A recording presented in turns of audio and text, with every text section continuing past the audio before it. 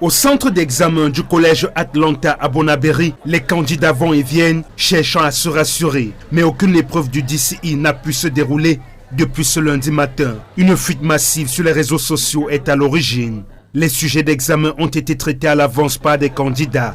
Face à cette situation, la ministre des Enseignements secondaires a dû réagir en urgence. Dans un communiqué rendu public le 6 juin dernier, le professeur Pauline Nalova-Lyonga a confirmé que des documents confidentiels avaient largement circulé sur la toile, l'obligeant à reporter les épreuves du DCI, désormais pour la période du 22 juin au 2 juillet 2026. Le renvoi de l'examen du DCI a causé plusieurs impacts aux candidats qui se déplacent. Parce que nous avons des candidats qui ont déplacé de loin pour se rapprocher à côté du centre, pour être tôt. Mais maintenant qu'on a renvoyé l'examen, ça va coûter cher pour eux. Parce que il y a les loyers pour payer, il y a la nourriture aussi, les transports. Ils partent souvent de loin, parfois se regroupent en dizaines ou en quinzaine dans des chambres pendant 1 ou 2 semaines, à l'effet d'achever l'évaluation et puis de rentrer dans leurs domiciles respectifs. Et vous voyez, ils seront appelés à reprendre tout cela à zéro, c'est énorme. Entre appel au calme et exaspération des candidats, devant ce bouleversement du calendrier, les responsables scolaires tentent de limiter la casse. Ils sont nombreux, ceux qui se trouvent par exemple dans les zones d'éducation prioritaire, qui n'ont pas pris connaissance des épreuves, qui ont appris, qui ont mobilisé des tonnes d'heures de sommeil. Ils ont mobilisé aussi beaucoup de moyens pour se mettre au top et qui sont obligés de reprendre tout.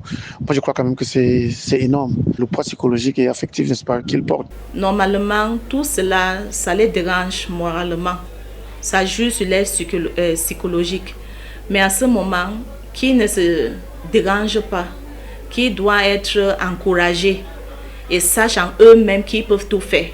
Ce n'est que l'examen qui considère ça comme la pratique vient de se passer et il se prépare. Cependant, ce report de dernière minute ne va pas sans conséquences, comme le souligne le syndicaliste Raoul Lemopi. À côté de ça aussi, il faut voir les dépenses supplémentaires que l'État doit mobiliser. Remobiliser toute la machine, n'est-ce pas, éducative, la reprographie, remettre, n'est-ce pas, en scène les chargés d'émission, les surveillants, les chefs de sous-centre, c'est quand même énorme financièrement. Cette fraude-là a des répercussions perverses, n'est-ce pas, sur la perception qu'on a des diplômes au Cameroun. Ces diplômes qui ne codifient plus les compétences, ces diplômes, n'est-ce pas, qui maquillent l'incompétence des apprenants et qui met en vitrine la tendance forte, avérée, des candidats, n'est-ce pas, à rechercher les raccourcis pour obtenir des diplômes. Si la ministre annonce dans son communiqué des sanctions fermes contre les auteurs de ces fuites, Raoul Lemopi, lui, réclame des mesures bien plus sévères. Qu'il faut chercher, n'est-ce pas, dans le dispositif sécuritaire